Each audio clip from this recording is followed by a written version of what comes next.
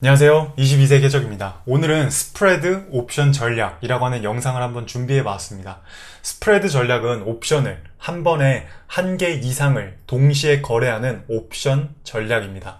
스프레드 옵션의 전략의 장점은 첫 번째로는 효율적인 자본 운용입니다. 그리고 두 번째로는 수익과 손실이 한정되어 있다는 거고요. 그리고 세 번째로는 프리미엄 비용을 하락을 시킬 수 있다는 겁니다.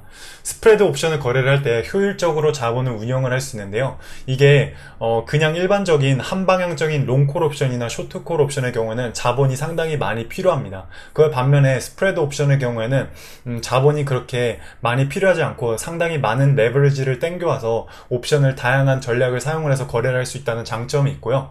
그리고 두 번째로는 수익과 손실이 한정적이라는데 이거는 장점과 단점이 한 번에 있는 건데, 이전에 롱콜 옵션이나 쇼트콜 옵션은 수익이나 손실이 무한되거나 아니면 한정적인 반면에 스프레드 옵션은 수익과 손실 모두가 한정적이라고 볼 수 있을 것 같습니다. 그리고 프리미엄 비용 하락이라는 거는, 이전에는 롱콜 옵션의 경우에는 많은 프리미엄을 지불을 하고 나서 거래를 시작을 했어야 되는데, 롱 스프레드 옵션의 경우에는 프리미엄 비용을 그렇게 많이 지불을 하지 않더라도 옵션을 거래를 할 수 있다는 의미에서 큰 장점 중에 하나인 것 같습니다.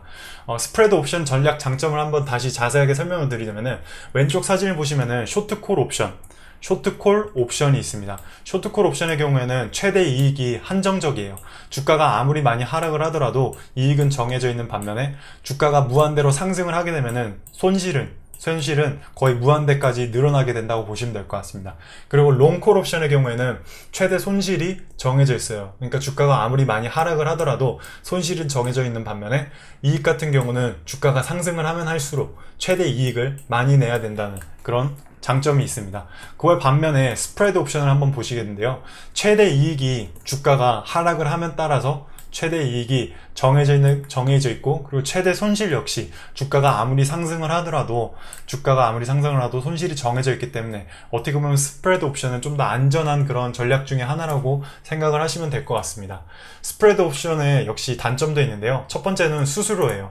옵션을 한 번에 여러 개를 거래를 하기 때문에 다 되게 높은 비용의 수수료를 지불을 해야 된다는 그런 단점이 있는데요. 키움증권 같은 경우는 7.5불, 하나로는 약 8,000원 정도 되는 옵션을 거래를 해야 되는데, 이게 그냥 일반 옵션이면 7.5불인데 만약에 스프레드 옵션을 거래를 하신다 그러면 최소 15불, 한국 돈으로는 17,000원 정도 되는 돈을 지불을 하고 거래를 해야 되기 때문에 전략적 단점이 수수료 중에 하나고, 두 번째는 레버리지입니다. 이 레버리지는 어떻게 사용을 하냐에 따라서 다른데, 빚을 어떻게 사용을 하냐에 따라서 좋을 수도 있고 나쁠 수도 있듯이, 우리가 레버리지를 너무 무리해서 땡겨와서 옵션을 거래하다가 혹시 주가가 다른 방향으로 우리가 원하는 방향대로 흘러가지 못하고 급락을 하게 되거나 상승을 하게 되면은, 이 레버리지에 따라서 더 많은 돈을 잃을 수 있기 때문에 잘못 사용을 하면은 전략적인 단점이 될 수 있고요. 그리고 마지막으로는 조정을 하기가 어렵습니다. 이전에 옵션 거래들은 그냥 한 가지의 거래였기 때문에 조정을 하기가 비교적 쉬웠지만, 이번에 설명을 드리는 스프레드 옵션 같은 경우는 한 번에 2개, 3개, 4개 이상의 옵션을 거래를 하는 거기 때문에 생각보다 조정을 하기가 어렵다는 그런 단점이 있습니다. 지금까지 스프레드 옵션에 대해서 여러분들께 설명을 드렸는데요. 다음 시간에는 롱 스프레드 옵션으로 더 자세하게 여러분들께 설명을 드리도록 하겠습니다. 우리 모두가 경제적인 자유를 얻는 그날까지 22세 계적이 함께 하겠습니다. 감사합니다.